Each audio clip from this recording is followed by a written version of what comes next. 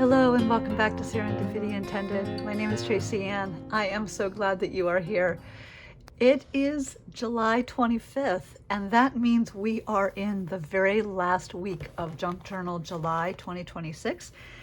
I'm so glad you're here, and I'm looking forward to today's prompt. I hope you are. Let's take a quick moment to take a peek and see what the prompt is for the 25th, and it is typewriter.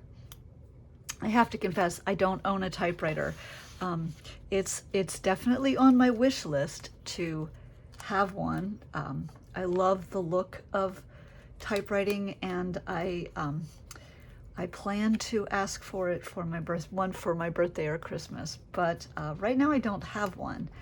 So that means I can't do the easy thing and use my typewriter to create something to include in my journal. So I have to get a little bit more inventive with how I approach this prompt. But I have an idea, and I think it will suffice. I originally had thought that I would use just this page, but I might end up spilling over onto this page as well. For this prompt. So I'm going to go ahead because the front side of this is getting a little poofy. So I'm going to lay this flat. So my idea was to create the look of typewriter font, but in a different way. And my original thought was maybe to use some stamps. And I still may use these. And I also thought about maybe using some smaller stamps and kind of going along, but that just seemed really manual and time consuming. But then I remembered I have this stencil, and while I usually use the top half, which is kind of like a chicken wire thing, the bottom has this alphabet on it that looks a little bit like messy typewriter font. So I'm going to use this for typewriter and incorporate this stencil onto the page. So I have that in mind, and I've got my ink here to use for that. And I also have some paper, just some plain, it's actually dot paper. You probably can't see the dots, but it's dotted paper. But the first thing I think I need to do is cover this, because I don't like this. It's just the back of a digital. It's icky, and I don't like it. And it's too stark against the green that's here. So I found this. I thought it was kind of fun and quirky. And so I'm going to use this on this paper to hide what's underneath. So the first thing I'm going to do is cut this down to size.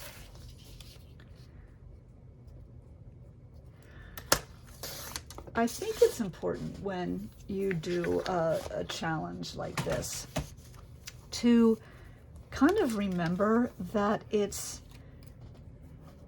not really necessarily about doing exactly what the prompt says. You don't have to be super literal.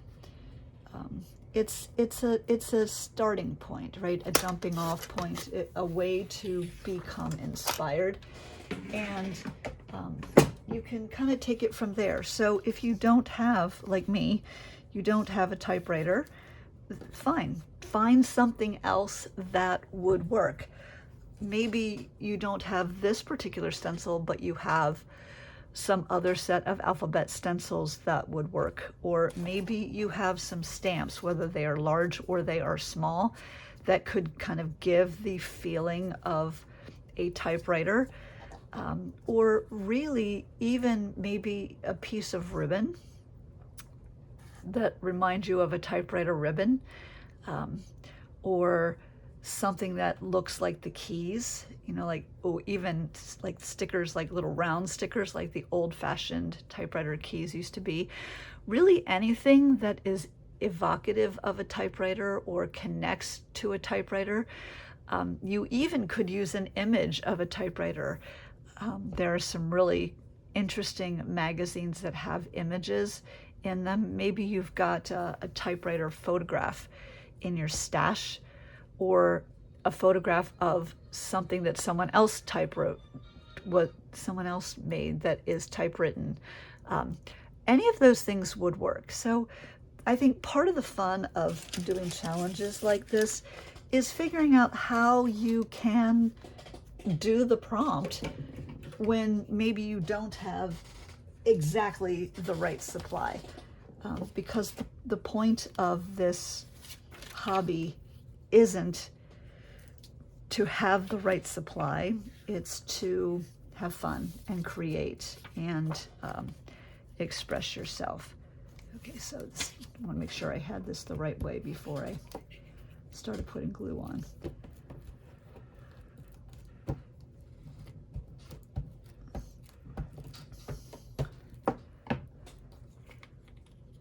All right. And then glue this down. Now, I'm not usually one to add a ton of bulk to the inside because it makes it harder to turn, but I really did not want to see that white underneath. And so I'm just gonna have to live. I'll make sure that I get that in there nice and secure.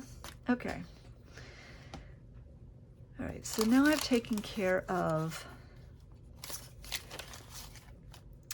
this background, and I'm already much happier with this than I was before.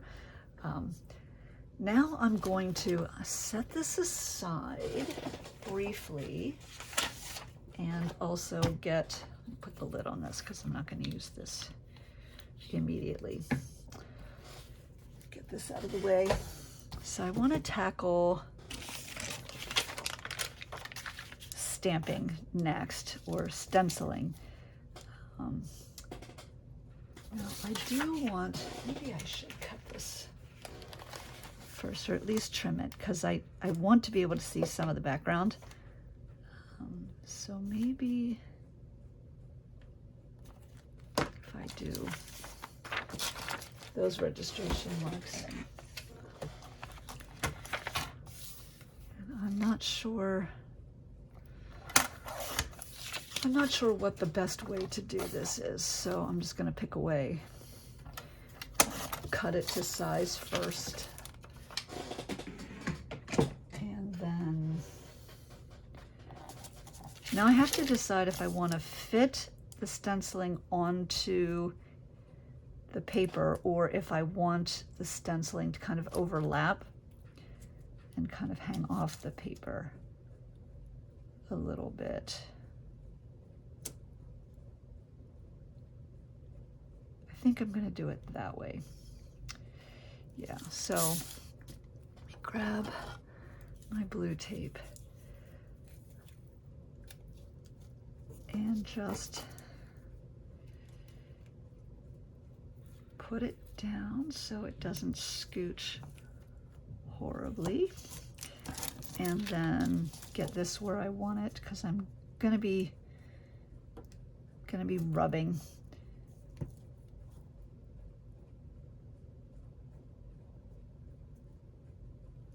And I don't want it to be sliding all over the place. Then I'll just get 2 pieces of blue tape and use that to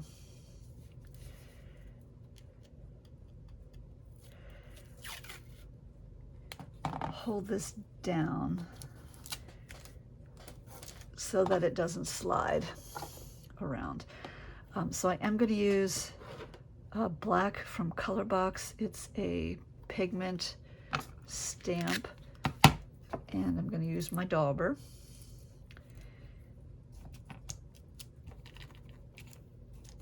And then I'm just going to rub over the stencil.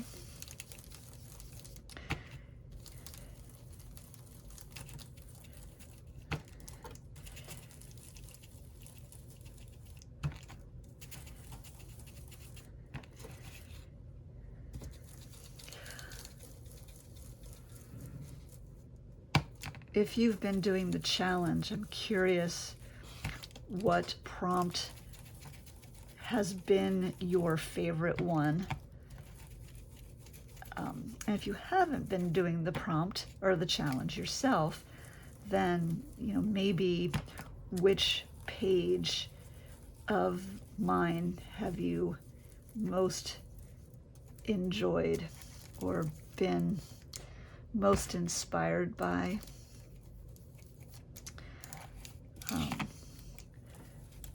I know when I do challenges, I tend to have some pages that I love because I'm excited with how they turned out. I think they're really wonderful. And maybe because they turned out exactly how I wanted them to, or maybe because I ended up surprising myself with what I created. And then there's also pages that I love because of what I learned from them, the discovery. And oh, that's really very fun. Very, very, very fun. I think I'm gonna have to clean that off. Okay.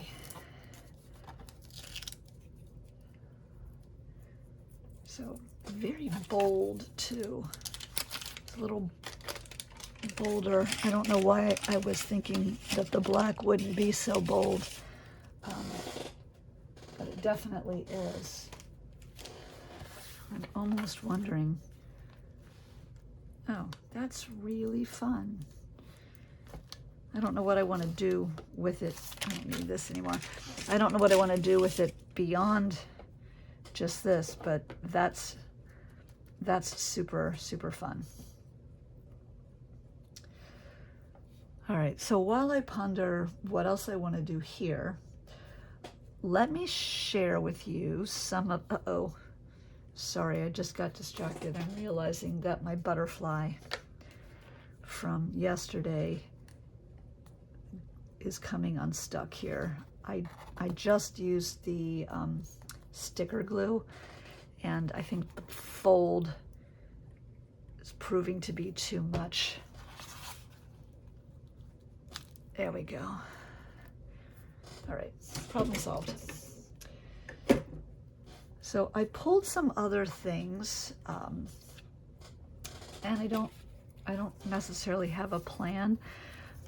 Just some things that I thought might be interesting with this color combination, and also sort of tie into sort of that boho summery feel that I wanted. So a bird and some flowers that I thought about using before and didn't. A little snippet that was grabbed. This, which I don't think I'm going to use, but I pulled it. I grabbed this doodad because it looked a lot like the shapes in the background, so I thought that might be kind of fun to echo somewhere on the page. This was a card that I pulled for the playing card challenge, and I didn't end up using. The pink is really pretty, and definitely fits the boho vibe, so I thought maybe I could use that. These were some leftover tags from a pocket that I used that I don't really think are right, but I thought the background on this kind of worked a little bit. I just grabbed it because I had it handy. And then I also really loved her, and I thought the colors worked. And so I'm actually gonna clip her there for now. I also have this little bit here that I kind of want to hide. So, maybe there's some way to do something to hide that. It's not a big deal if I don't. But yeah, so here we go.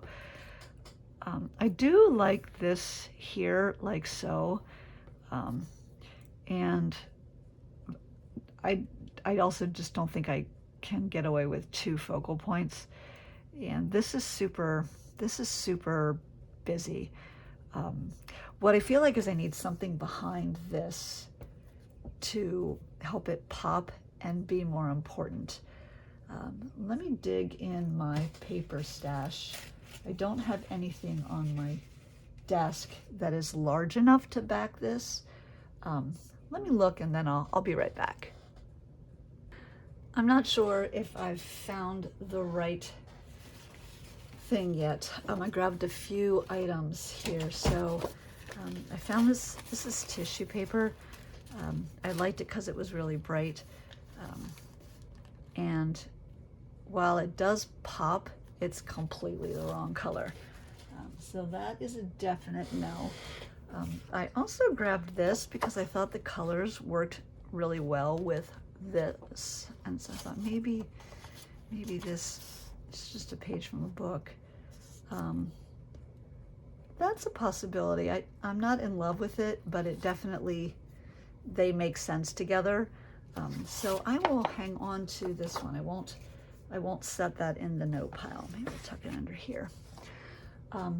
So I also have 2 paper stacks that I purchased. I've had these a long time. I'm not even sure where I got them. So I was thinking I might be able to, oh, that's sort of interesting. Sort of leaf through and find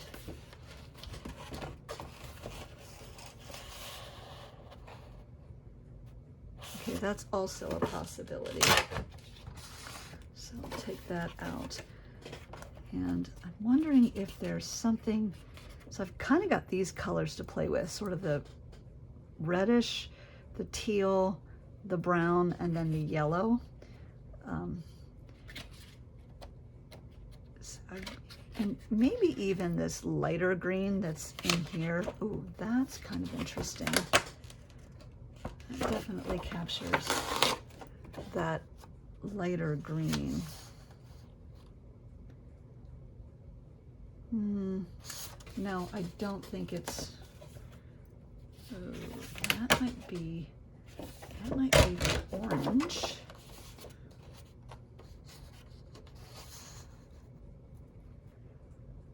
It's not pronounced enough. I definitely need something where the color is more saturated.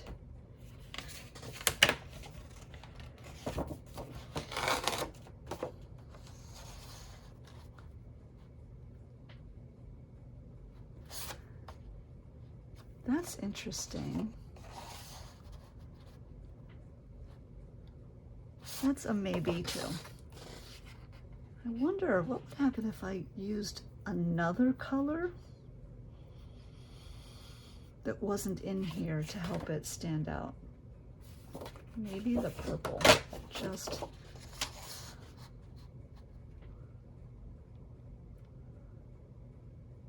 I actually do kind of like that as well.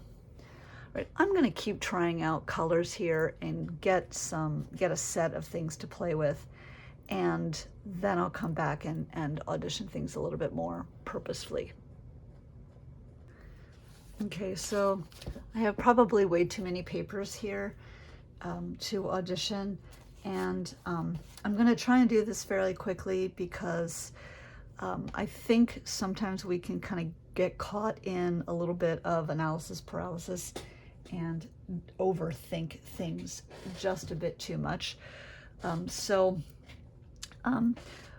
I love the colors in this, and this is what I want to play up rather than the colors here. Because ultimately when I put a backing behind this, I'm going to lose the majority of this anyway. So it'll just become another texture in the page. So it really is the colors here that I need to pay attention to.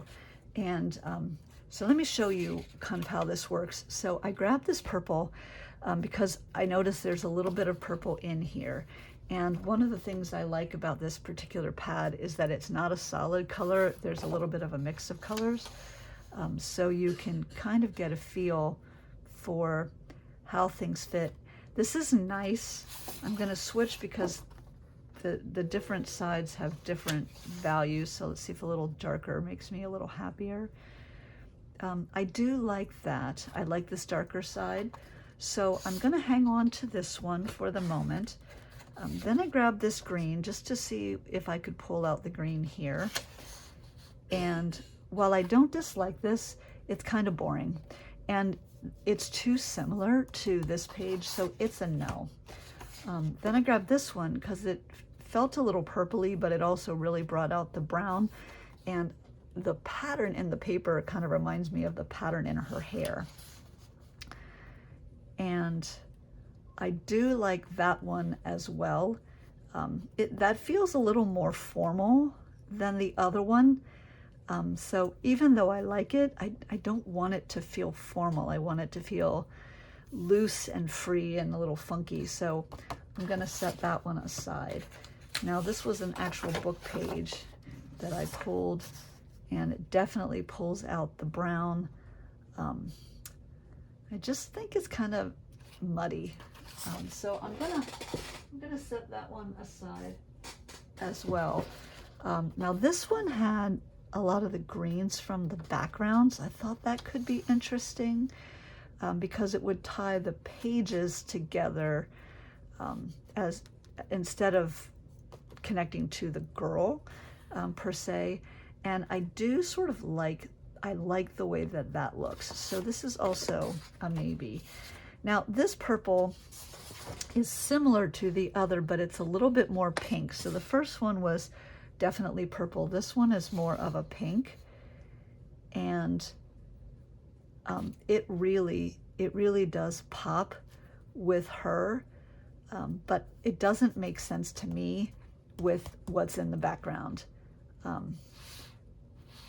Although actually what's weird is that it's very similar in color to these discs.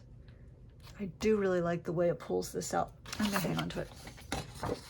Okay, then I grabbed this orange because, you know, orange, and I don't have a lot of orange in my stash.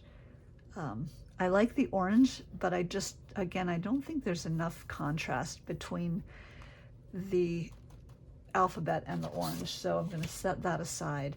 And then I grabbed these two. They have patterns on them, but I thought it could be interesting to see what happened between them. And I really like that. I like the variation in color. I think that's super interesting, even more interesting than some of the tone on tones that I've got over here. So I think right now this one is my favorite. Oh, I didn't realize these were two-sided. Just for grins and giggles. Oh, I like that too. Okay, this is like my favorite twice. See what happens with the red. That's interesting, and it pulls out some of the red in here, which I hadn't really noticed before. Wow, that's kind of crazy. And then just to see, it's interesting, but I don't think it's as interesting as this one. All right, so given the four choices that I have here, I honestly think I like this one the best. I could really go with any of these and be satisfied, but I feel like this one is the most interesting, and it also adds some additional color variation and nuance that I really kind of like. All right, so let me go ahead and glue this down. I'm going to give it about that much of a border and cut it out, and then I will be back. All right, so we've got that backed. Now, I was originally thinking that I would just adhere this down and call it a day, but I've decided that instead I'm going to make this a pocket so that I have the option to put something inside if I decide that that's what I want to do later on. So I've just marked the sides so that I make sure I put the tape on the right sides, and I love using red tape to make the sides of my pockets. I feel like it sticks really well. So let me go ahead and I'm going to put this red tape on here and all on my 3 sides, and then when I'm done with that, I'll come back and we'll have ourselves a pocket. All right, so it is adhered. I've got a little pocket here. After I put the tape on, I realized I probably could have also left this side open, which would have been super fun. But it's okay that I've got a pocket here. Probably that's a little too big, but yeah, so I've got a pocket that I can use for something, or it can just be a page. As I was working on framing the stenciled image, it occurred to me I've got a lot of rectangles going on. I've got the square of the page and then a square and a square, and I've got the rectangle here and another rectangle. So I thought maybe I could continue that idea and back her the same way that I backed this object, just to kind of play with that visually. And I thought this might be really nice. Color-wise, it sort of aligns with this. The colors are really similar to this one. And I thought maybe it would help her pop. I also thought, I don't have quite enough big enough piece, but I think I can glue it together. I thought about maybe giving her a super skinny border like this so that she would pop and I could repeat this color. So I'm gonna do that next. I'm gonna give her a really skinny border here, and then I'm gonna follow that up with a little bit bigger of a brown border like so, just to make her feel as important as this, and also to kind of balance the two on the page a bit. Now, my trick for extending this piece of paper, I know that I need it to be about that big, right? So if I cut this like so, and then I'm just going to take a little piece here, I can take the 2 edges, and let me put this down so you can kind of see what I'm doing. So these are 2 like factory edges. So I can take these 2 edges and line them up with one another, and then use another little strip of paper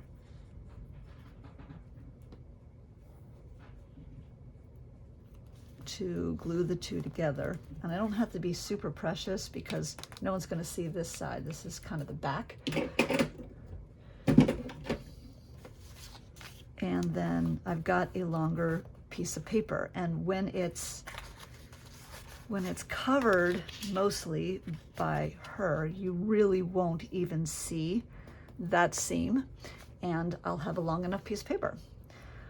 All right, so again, I'm gonna push pause, glue everything, cut everything out, and then I'll be back when I'm done. All right, so I've got my white border, and I can't even find it. So somewhere down here is where the seams meet, but you can't even see it. And I ended up with a long enough piece of paper, and then I backed it with this brown, and I really do like the way that it works together. So the one thing that I have to decide, I left the bottom uncut. I have a couple of choices. I could just trim this like so that I have something even, and that would definitely work. I could also let it be a little bit wider at the bottom and give it a little bit more weight.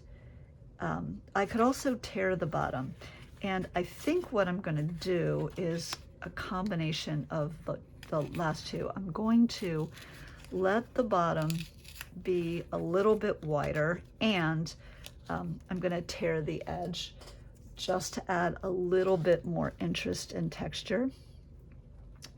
And then I'm thinking she'll live there. So you see we're starting to kind of build the page. I still have room here. I do like a little bit of white space on the page, and it also gives me a place to journal when I come back.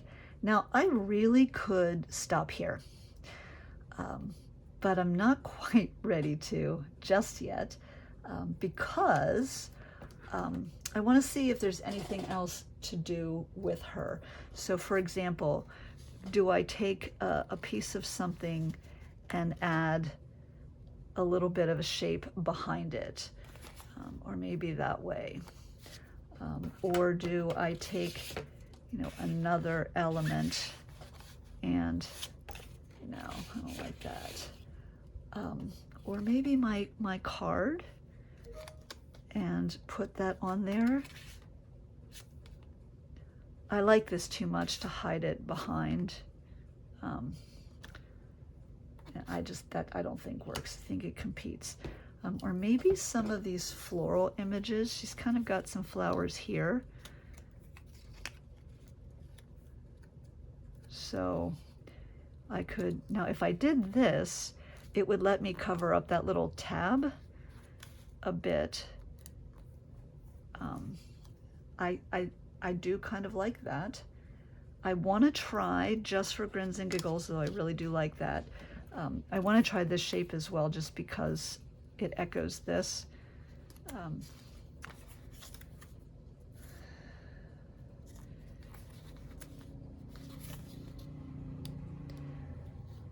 That's sort of nice. I just like the extra pop that this gives to the page. I think this is more interesting. So yeah, I think this is the route we're gonna go. And probably just layer them like this. I am gonna grab my Distress ink really quick. This is Vintage Photo, and I'm gonna go around the edges of this just a bit to add a tiny bit of that brown to connect them together, but then also to tone down the outside edges and make them a little less obvious, so that it feels less like something that was cut out and stuck on, and a little bit more like it's something that's connected to the page.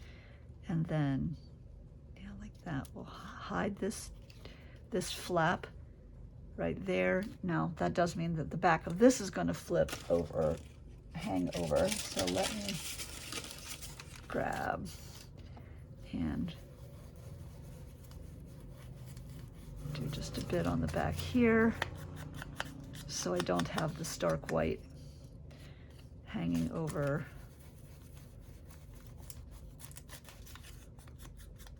On the other side. So that there, and maybe this like that.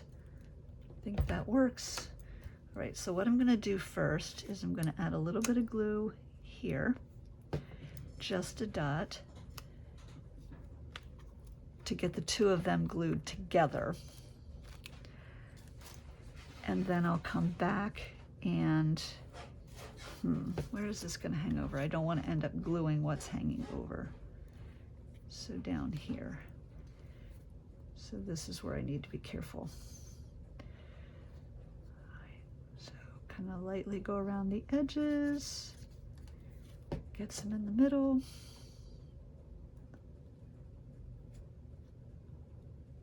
And I'm gonna kind of scooch it a bit. Yay. I like that. Okay, this page is coming together, I think, really nicely.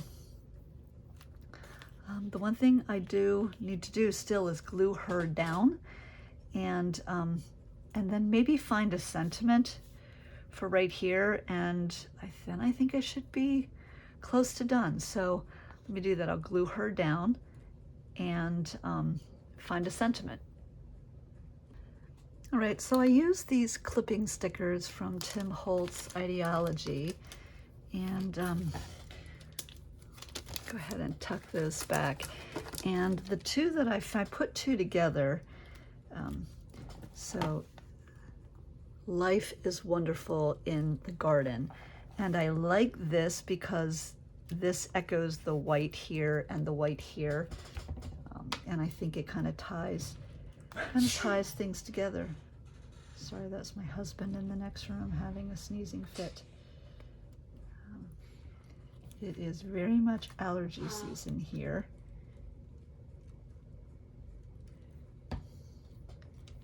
And we have a very small house. So sometimes those things can't be helped. There we go. All right.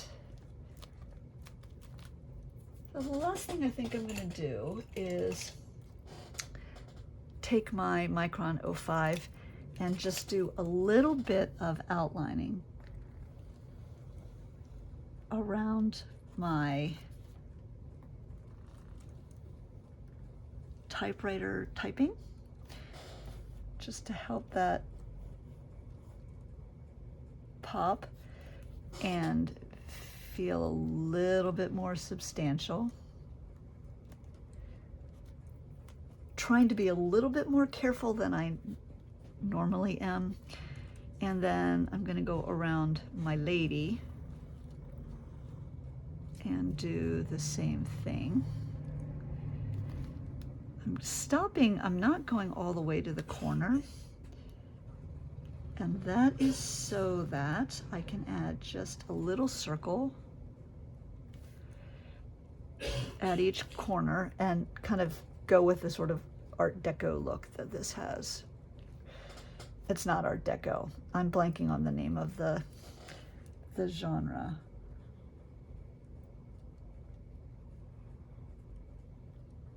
Alphonse Mucha, I think, is the artist. We'll do the same thing with the text. Not sure if that reads for you. It does for me. Okay, so there we go. We've got our page, and should I decide to use it, also a little pocket, which I think I'm going to hold off on for now, but it's there should I want it, so that I don't forget that this is a pocket. I do have this tag. It's pre-printed. I didn't do any of this. It's been in my stash so long I couldn't even tell you where I got it from. My guess is it's probably an old Tim Holtz product, but I'm going to just go ahead and tuck that in there because I think the colors work. I can always swap this out for something later, but that way I have the tag in there for myself.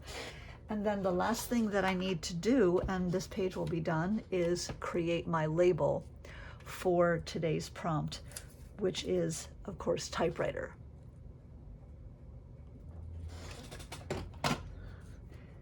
And so there we go. Now, I'm going to be honest. There are times when, as I'm making a page, I'm thinking about where I will put my label. And then there are other times when I've made a page and I've realized that I don't have a place that I think is a good place to put the label, and I wish that I didn't start that idea. This is one of those. So I'm going to have to figure it out. So one obvious place would be to put it down here, just at the bottom, and that certainly works. But I'm thinking that a maybe less conspicuous place is to put it here, because there it feels a little bit like it's part of the page itself. And I do like the fact that it's yet another rectangle, but it's sort of intentionally placed here, and it adds a contrast to the shapes going this way and gives me a strong shape going the other way. So that is the path I'm going to take with that. And I think I like it right about where I had it. And I'm going to take it right up to the edge. And there we go. All right. So I love it when an idea comes together. I'm super happy with the way that this turned out. It feels a little bit elegant and a little bit garden-y, which is sort of garden botanical thing is my usual thing. But the colors and the combination of patterns, I think, also gives it a bit of a boho vibe, which I've definitely have been going for in this journal. So that's it for today, prompt 25. I hope that you enjoyed this video. It was lovely to have you here with me. Please make some time to sit down in your own space and create something. But whether you do or you don't, make sure that you make a great day. Bye.